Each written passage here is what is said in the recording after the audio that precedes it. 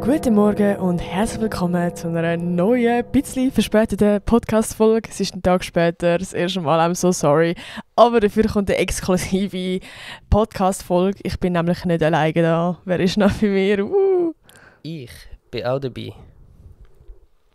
Cool, und wer bist du? Ich bin's, der Freund.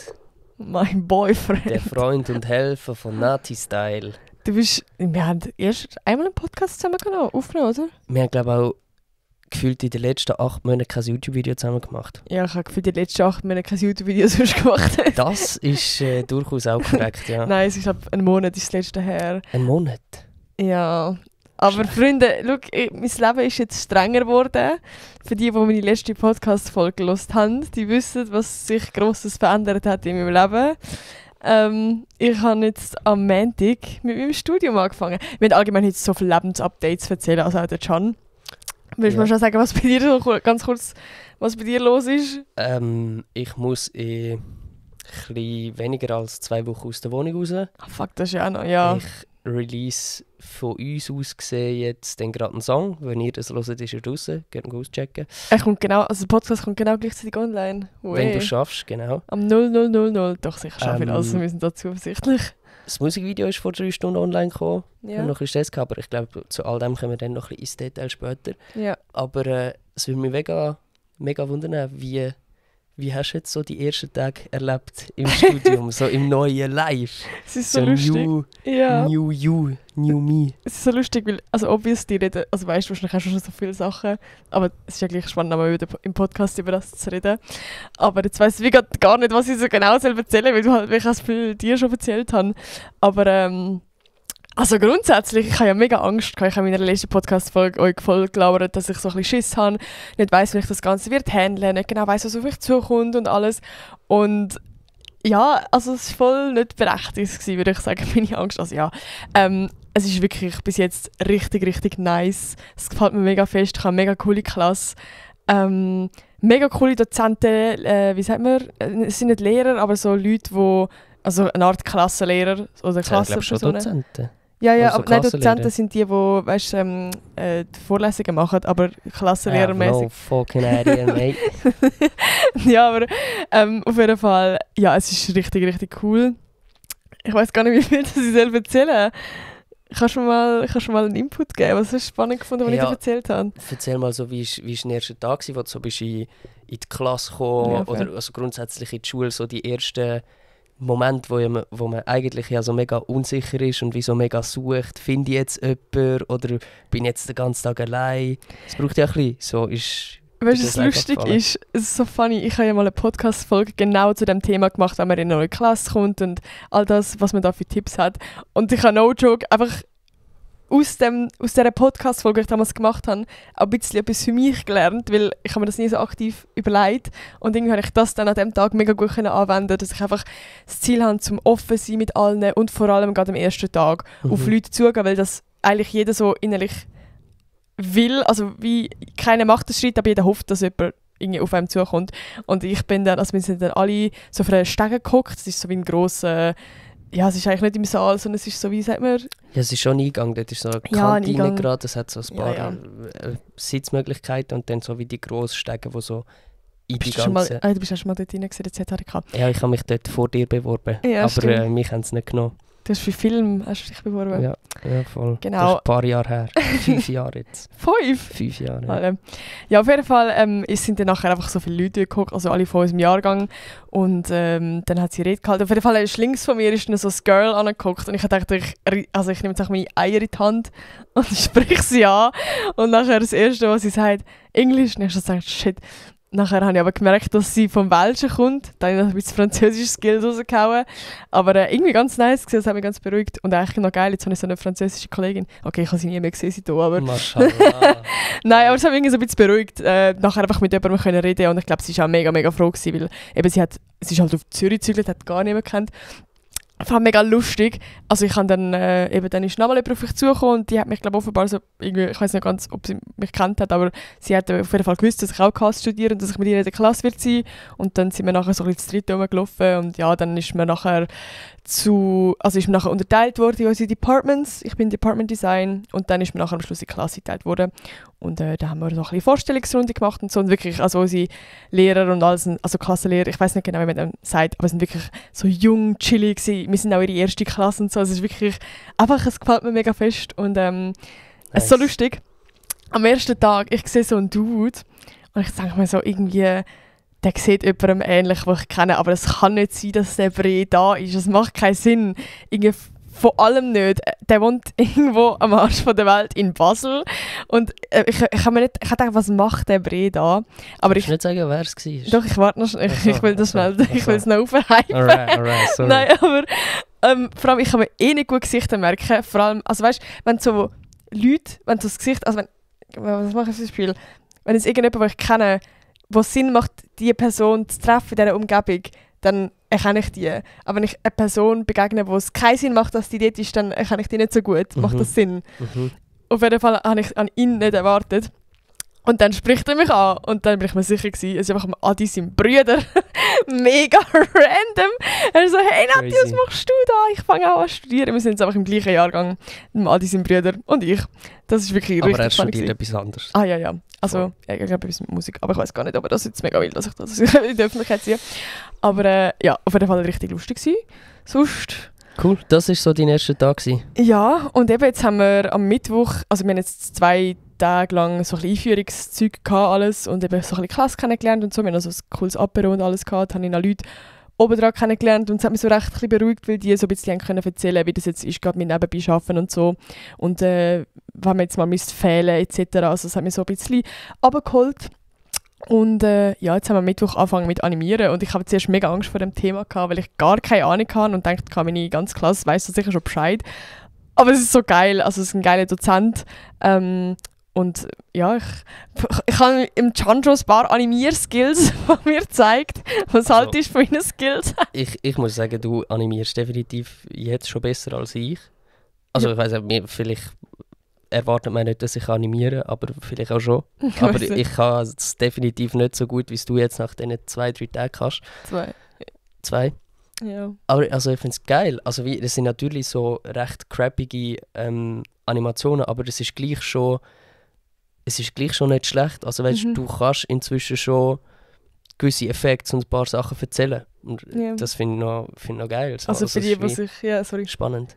Für die, die sich gar nicht darunter vorstellen können, es ist wie zum Beispiel, dass ein Ball auf den Boden geht und dann muss er so bouncen oder irgendwie so, keine Ahnung, wenn ein Arm winkt, einfach so der Shit. Das ist halt alles auch mega physikalisch, aber es ist mega spannend. Es ist wirklich, ich habe das Gefühl wirklich, also es hat ja allgemein so ein paar Punkte gegeben, wo schon, also ich weiß nicht, glaubst du so ein bisschen an Schicksal oder so ein bisschen an das Ding von, es sollte so passieren, es hat alles einen Grund, warum es so passiert?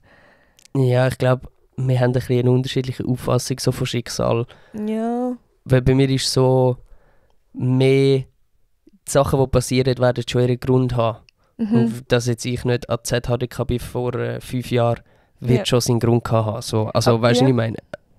Aber jetzt nicht so mega, dass alles vorgegeben ist und man das ganze Leben schon wie vorgeschrieben hat und so. Aber mehr, dass, wenn so etwas passiert im Leben oder eben nicht passiert, dann ist das wahrscheinlich schon aus einem Grund passiert, so von der Energy vom Life. So. Das so würde ich es ein bisschen beschreiben vielleicht. Und ich habe halt wie mega viele Punkte, gerade bei diesem Studium, die so für mich nicht Zufall sind, sondern so crazy irgendwie sind. Also gerade zum Beispiel dort, also ich habe zu mich bewerben ein Portfolio gemacht, wo ich eine Webseite gemacht habe und also mit meinem Bruder programmiert.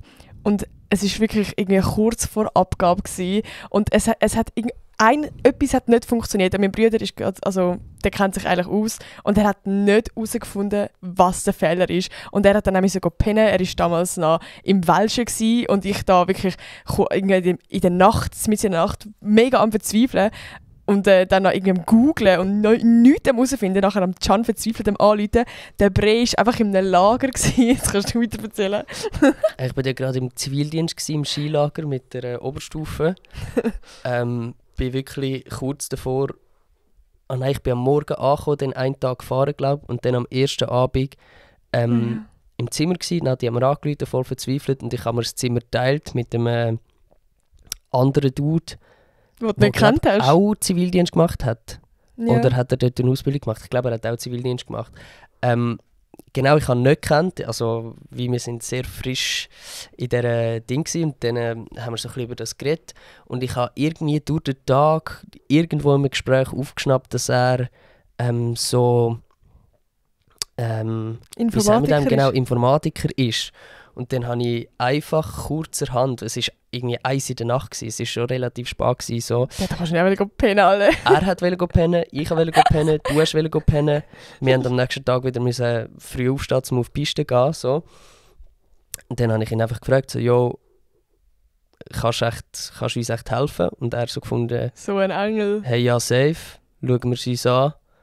Dann hat er es angeschaut, hat einen Fehler im Code gefunden, hat es gelöst. Alter. Und so ist nachher die Webseite von der Nati auch. Nein, wirklich. Sonst hätte ich auch mein Portfolio wahrscheinlich und alles nicht abgeben können. Und eben sind halt wirklich ein paar so Sachen passiert, die für mich so einfach so crazy. Weil wie crazy ist das, dass der Can in dem Moment in einem beschissenen Lager ist und sein Mitbewohner Informatiker ist und dann hat das gecheckt. Also wirklich, mein Bruder macht ja auch so etwas in die Richtung. Und er hat es nicht rausgefunden. Also ja. Es war glaube auch einfach nur, dass man einen Buchstaben, den dein Bruder irgendwie gross geschrieben hat, hat man müssen klein schreiben. So. Voll, also das ist auch schwierig. Genau. Ja, eben, er hat glaube selber gesagt, es sei mega Zufall gewesen, dass er es gefunden hat. Irgendwie so, ich weiß es nicht mehr. Aber ja, auf jeden Fall einfach so viel Zufall, dass es für mich wie irgendwie... Ich habe wirklich so ein das Gefühl, dass der Studiengang, also der mega blöd, wie so ein bisschen meant to be für mich irgendwie war. Und dass ich auch jetzt, eben so angefangen habe, wirklich so richtig gemerkt, dass es so voll mein Ding ist. Und einfach, dass ich mich jetzt mega freue auf die kommenden 3 Jahre und so mega hyped bin und irgendwie auch klasse passt alles. Also wirklich bis jetzt so richtig einfach nice. Voll. Sehr nice, dann cool. Mach weiter so. Danke vielmals. Finde ich geil, wie du es machst. Merci für den Support. Let's go. Jawohl, ja, wir können mal gerade zu deinem Thema wechseln. Also eben, wie gesagt, du hast jetzt auch mega lange in deinem Song geschafft. Also ich habe einen Fragesticker in die Story da.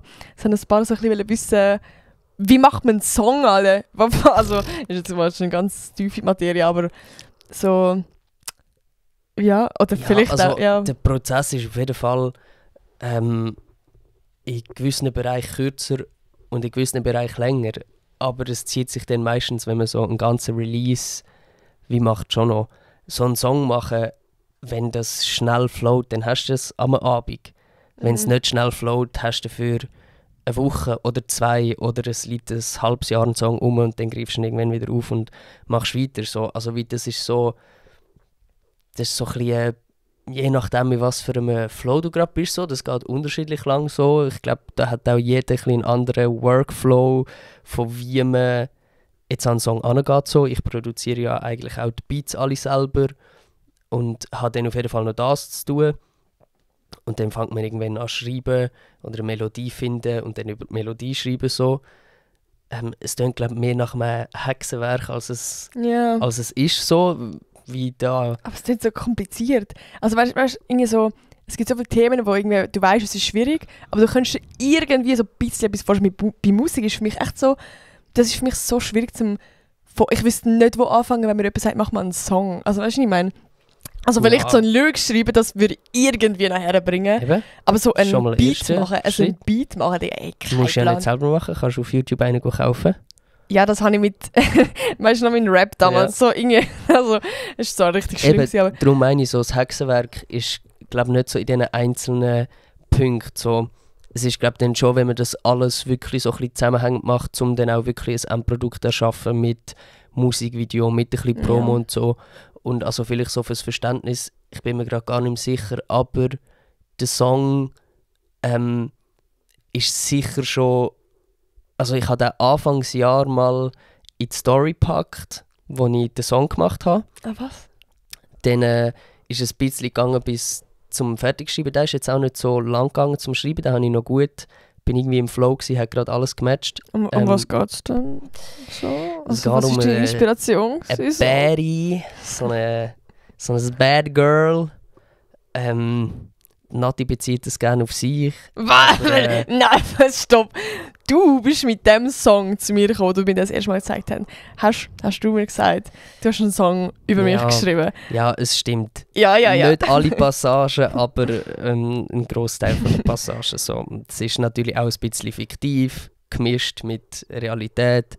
Es sind ein paar Sachen drin, die künstlerisch interpretiert sind und andere Sachen, die so ein bisschen aus dem Leben gegriffen sind. Es ist immer so ein bisschen eine künstlerische Auseinandersetzung mit dem Thema Liebe und wo ich mich in der Liebe bewege. So. Also es ist, geht ein bisschen verschiedene Richtungen. Genau, ich habe wegen der, wie lange es geht. Aber der Song ist irgendwann Anfang Jahr gestanden. Heisst, es gibt jetzt dann auch schon sicher ein halbes Jahr. Und nachher habe ich den Song zu meinem Produzenten, zum Mary, geschickt. Er kommt aus Deutschland, er macht selber coole Musik und geht wie dynamics noch einmal über das drüber, was ich gemacht habe. Wie schaut sich der Beat an, tut nachher das Ganze abmischen, mixen, mastern, damit es nachher auch wie ein professioneller Song tönt. Ich schicke ihm immer so die Idee, wie ich es gerne hätte, dass es tönt, und er macht es dann einfach noch so, dass es wirklich professionell tönt. Für den Laien gesagt. Genau, nachher muss man ein Musikvideo planen, filmen, man muss die ganze Korrekturschleife machen mit dem Produzent. Dann muss man die richtige Zeit finden, wenn das Release, das alles passt. Also, Promo. Entschuldigung. Genau, ja, Promo muss man irgendwie auch noch machen. Also, wie gesagt, wenn man jetzt, ich habe natürlich nicht ununterbrochen an diesem Projekt geschafft, aber es hat sich jetzt gleich über ein halbes Jahr gezogen und das ist noch oft bei Musik so, dass es sich dann, wenn man das Ganze will releasen, dass sich über einen Zeitraum zieht. Man sollte auch einen Song einen Monat bevor er rauskommt abgeben, also via Streamingdienst schicken, dass die können aufladen. Das ist alles so ein Prozess, der länger geht, als man vielleicht denkt. Ich kann auch sagen, es ist, glaube ich, schon hure aufwendig und ich habe viele, also ich habe jetzt, seit ich dich kenne, halt erst so ein bisschen von dem ganzen Musiker-Zeug Ahnung. Weil vorher siehst du halt einfach einen Song halt auf Spotify und bist so, ja, voll. Safe, schnell. Ich glaube, es ist auch ein bisschen schwieriger, weil, also wie, es liegt auch bei mir jetzt so viel dran, dass es lang geht, dass halt ich alles selber mache und sonst auch noch Sachen im Leben wie zu tun habe. Und dann ist es wie schwierig, viel von diesen Prozessen kann man ja wie überlappend machen. Also wie man kann ja einen Song machen, dann kann man den abgeben, dann kann man ja wieder Songs machen und dann bekommt man einen Song zurück und kann gerade einen neuen abgeben. Dann, also wie du könntest ja eigentlich wie in so einen guten Flow kommen, dass alles immer irgendwie übereinander drüber läuft. Was aber auch schwierig ist. Aber ja, es dauert manchmal noch lang von der ersten Idee bis zum finalen Release.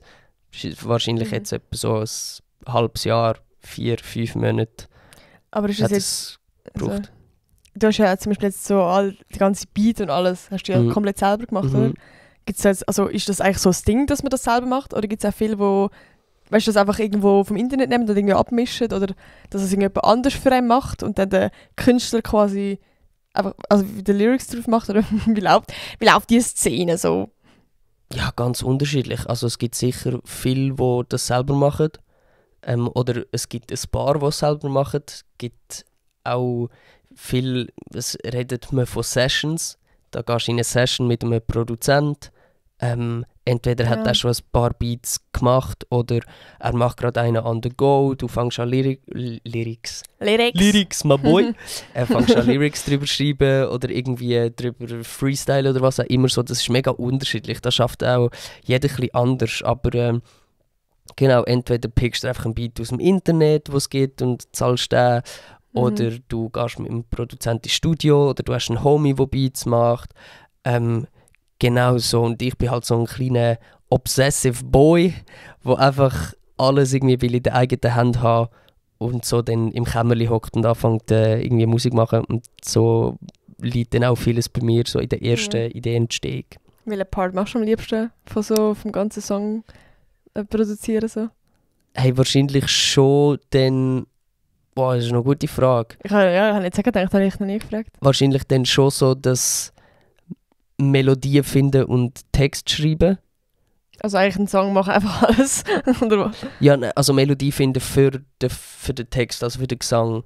Oder wie was machst du zuerst? Du machst einfach zuerst den Beat? Genau, ich mache zuerst einen Beat und dann hat man da so vom Beat schon so ein bisschen einen Vibe vorgegeben oder ein Thema, das einem im Leben beschäftigt und dann fängt man einfach mal an, irgendwie los, freestylen, singen, Melodien, summen, so. Dann hocke ich da, in dem Raum, wo wir jetzt sind, einfach auf der anderen Seite.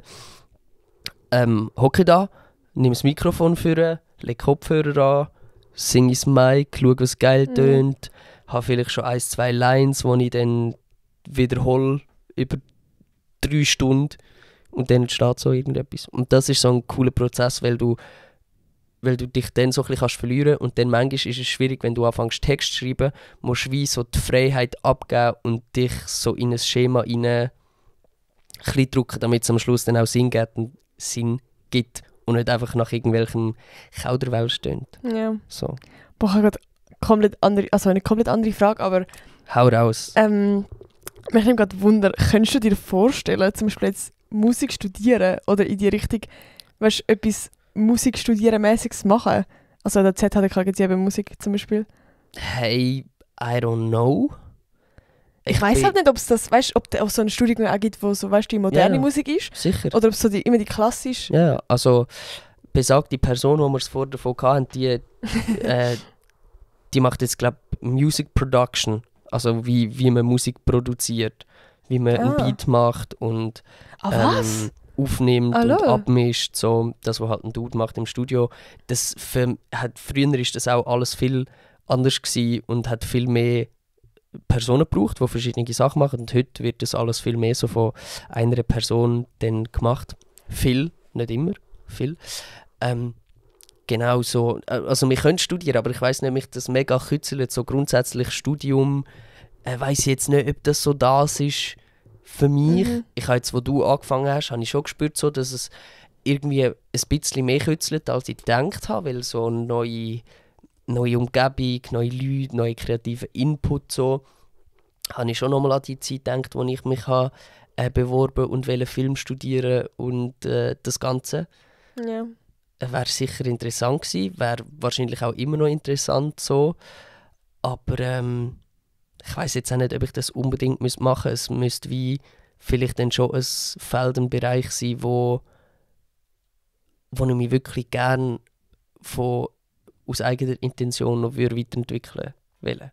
Aber würdest du einfach, wenn etwas studieren, in der Musik, in die Richtung? Ich würde wahrscheinlich entweder Film studieren, nach wie vor, weil ich das immer noch ein sehr geiles Thema finde und gerne dort auch tiefer würde reingehen, einfach auch so für Creativity. Oder sonst vielleicht etwas mit Musik, aber ich glaube, für etwas mit Musik studieren habe ich einfach zu wenig auf dem Kasten, um an eine ZHDK gehen und an so eine Hochschule gehen, wo man irgendwie pro Jahr 20'000 Stutz zahlt. Du könntest ja jetzt, also es gibt jetzt bei der ZHDK neu das Major-Minor-Dings, dass du beides machen? Nein, dass du wie ein Hauptfach hast, das Major, und das wäre zum Beispiel bei dir jetzt Film, und dann könntest du ein Nebenfach nehmen oder 2 Nebenfächer ab dem zweiten Jahr. Ja.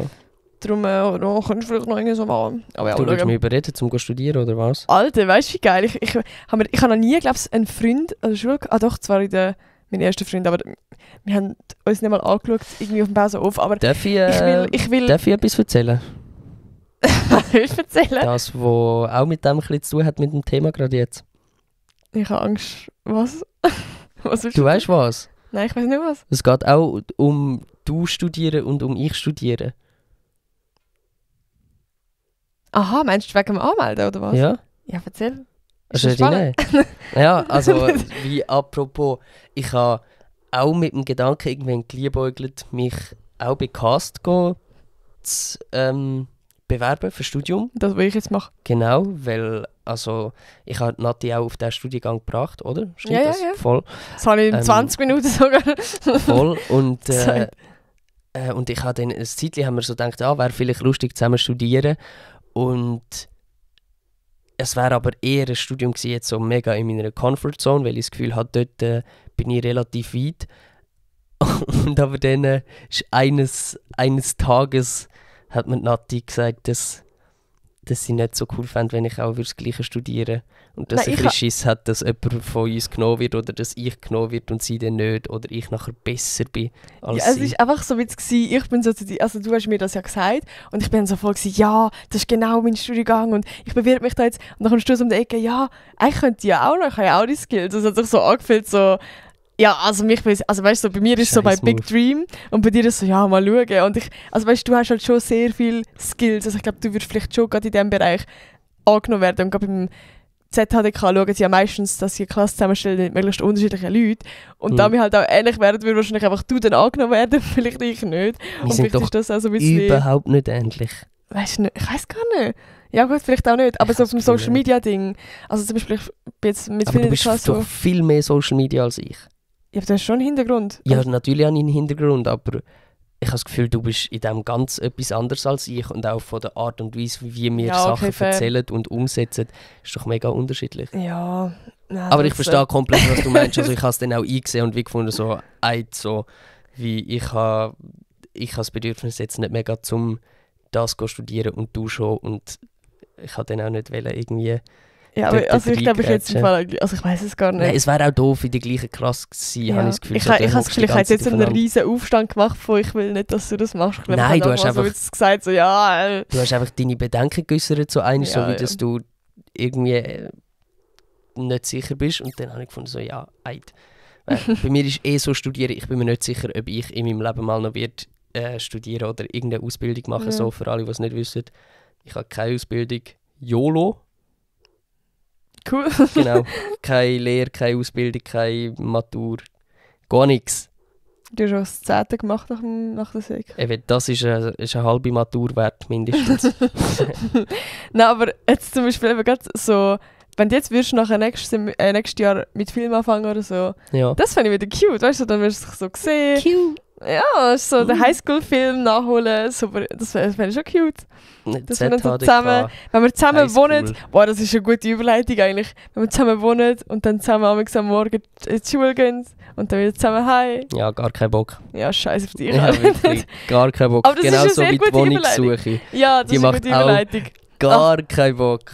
Also, Alter. falls ihr es nicht mitbekommen habt, gut, ich hatte in der letzten Podcast, ja, ich rede eigentlich immer von dieser scheiß Wohnungsbesichtigungen, aber Can und ich sind immer noch am Wohnungssuchen in Zürich, also mittlerweile ist es gottlos. Wir haben heute 2 Wohnungsbesichtigungen gehabt, gestern eine, wir haben die ganze Zeit eigentlich Wohnungsbesichtigungen und die ganze Zeit Absagen. Nein, wir haben jetzt noch... Wir haben erst eine wir Absage haben erst eine bekommen. Absage. Aber wir haben auch noch keine Zusage bekommen. Das ist eigentlich der So, essentielle und wenn Punkt. du eigentlich relativ schnell mindestens in die enge Auswahl kommst, ist es eigentlich eine Absage. Mehr oder weniger. Ja, das So, schon. du weißt eigentlich, die warten auch nicht 2 Wochen mit sich Zeit lassen, sondern die kontaktieren relativ schnell die, die es wollen. Und wenn sie Ja. die nicht kontaktieren, dann Aber hast du Zürich ist ja so gegessen. krass. ist Das Ding ehrenlos. ist, ich bin halt gar nicht in diesem Game gsi von, weißt, so Wohnungsbesichtigungen suchen etc. Ich wohne halt noch daheim und der Can ist halt schon ein bisschen so in diesem Game und der war so, ja, wir müssen einfach früh anfangen mit Zürich suchen, das ist einfach gottlos. Und ich bin dann halt so, weißt, haben wir mal so eine App abgeladen, um mal so ein bisschen Wohnungen anzuschauen und dann bin ich so, es hat ja mega viel Angebot, was tun alle immer so? Ich war so mega blauäugig gewesen. Und nachher, ja, fängst du dann halt einmal schauen. Zuerst schaust du mal so ein bisschen genauer und dann siehst du vielleicht so, oh, okay, ja, die ist befristet, da kannst du nur ein Jahr drin wohnen.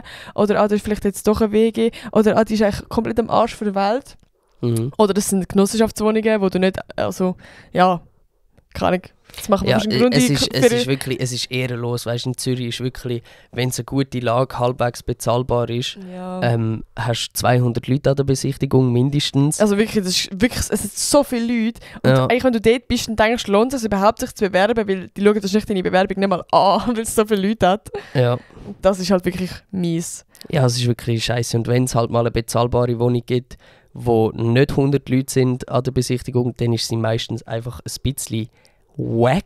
Wir sind Also gestern, einfach so, darf man das öffentlich sagen? hey, ja, schlau. wenn das jetzt irgendjemand würde hören, wäre es sehr dumm. Aber komm, wir erzählen einfach. Also mittlerweile, wir nehmen alles. wir nehmen eigentlich alles. Also, Ja, einfach alles, was bezahlbar ist. So. Alles, was nicht gerade und nicht am Arsch von der Welt komplett ist. Kasse sprengt. Ja, einfach wo ungefähr, also Kasse sprengt, ja. ja. Wir schauen einfach, dass es die Kasse nicht sprengt, dass es an einem Ort ist, wo eigentlich einigermaßen gut gelegen ist, Mhm. dass es halt mindestens eine Zweizimmerwohnung ist, was ist noch wichtig, und dass es nicht befristet ist, möglichst, Ja. oder nicht gerade sofort. Auf jeden Fall haben wir dann eine Wohnung gesehen. Ich habe keine Bilder gesehen, der Can hat gesagt, dir wird es nicht gefallen. Ja. Hat es gestummen? Ja. Wir sind in die Wohnung gegangen und das ist die erste Wohnungsbesichtigung, wo es nicht viele Menschen gab. Und ich weiss jetzt auch warum. Also es hat glaube ich ich glaube, du hast gesagt 5 andere Leute Nein, gehabt. es sind sicher dann schon auch um die 20 rum gewesen. Schon? So. Ja, über Nein. die ganze Zeit, da sind ja nachher noch Leute gekommen, wir sind ja dann irgendwann gegangen. Ja, aber also, wo ich heute war, da hat es, also das war im 2. Stock und unten dran bei der Tür war die Schlange. So. Ja, eben, aber das ist sind ein dann riesiger auch Unterschied. 200 Leute. Ich habe gesagt 20. Ja, okay. Anyway, aber die Wohnung ist auf jeden Fall, also sie ist cute, wir würden sie wahrscheinlich trotzdem nehmen. Wir würden sie safe nehmen. Aber sie ist einfach sehr klein, sie ist nicht sehr modern. Sie Ich habe sogar noch über die Küche geschwärmt, weil es ist so eine 70er-Jahre-Küche, so ein bisschen alt. Und finde ich auch cute, aber es ist eine offene Küche mit dem Wohnzimmer, was easy ist, aber die Küche ist so gefühlt, die Arbeitsflächen sind auf 50 cm Höhe so, du schneidest auf deine Knie eigentlich so. Es ist wie so eine Kinderküche. Ja, es sieht wirklich so ein bisschen aus wie so eine kleine Retro-Kinderküche. Ja. Also es ist wirklich gottlos. Also wenn es irgendetwas gibt, wo man mal denkt so, da haben wir eine Chance, ist es einfach wack. Ja. Und unser Budget ist halt einfach nicht so gross, dass wir easy können sagen, hey, wir nehmen einfach mal da 5.000 im Monat in die Hand und gönnen uns richtig so. Es war einfach lustig, wie wir rausgelaufen sind, weil wir so beide nichts gesagt haben. Dann haben wir beide angefangen zu lachen und gesagt, boah, ist die Wohnung hässlich. Aber wir nehmen sie, oder? Ja, fix nehmen wir sie. Das war so ein lustiges Gespräch. Aber sie ist halt auch, sie ist wirklich, oder sie ist noch relativ gut gelegen. Also, aber der hätten wir eine Chance. Es hat nur 20 allenfalls, vielleicht auch nicht. Also wenn wir sie bekommen. Also schau uns mal an. Dann bin ich weiss wie glücklich. Ja, schon. Nein, ich wirklich, ja, vor allem, das Ding ich ist mich mega auch, freuen im Fall. Das Ding ist ja auch, wir würden viel nehmen, weil ich ja einfach wirklich in 2 Wochen muss draus sein. Also eigentlich auf den 1. Oktober, aber wir haben Zeit bis zum 9. September, wenn wir die Wohnung abgegeben haben. Und das heisst, 9. ich habe jetzt... September? Hast du gesagt? Stimmt, 1. Oktober draussen sein. Ja, wir müssen halt bis am 9. können wir da sein. 9. Oktober. 9. Oktober, ja, sorry. Genau, und das heisst, ich habe auch gar nicht so viel Platz, um so mega wählerisch zu sein. Also weißt du, was ich meine? Ich muss sonst irgendwo, es gibt 1, 2 Zwischenlösungen, aber das ist auch nicht geil. Nachher muss ich einmal dorthin umziehen und nachher wieder zurück. Ja. Ich bin schon genug umgezogen. Was hast du für Zwischenlösungen? Ich frage alle, was macht der Channel? Jetzt kannst du mal allen da erzählen. Also ich habe Familie, entweder gehe ich auf Frankreich. Deine Mama wohnt in Frankreich, was machst du denn in Frankreich? Wäre doch geil, ein bisschen abschalten. Mit unserer Beziehung? Fernbeziehung. Fremdbeziehung, ist auch geil, ja. Machen wir geile Fernbeziehung, alle. Ja, kannst du auch bei mir wohnen?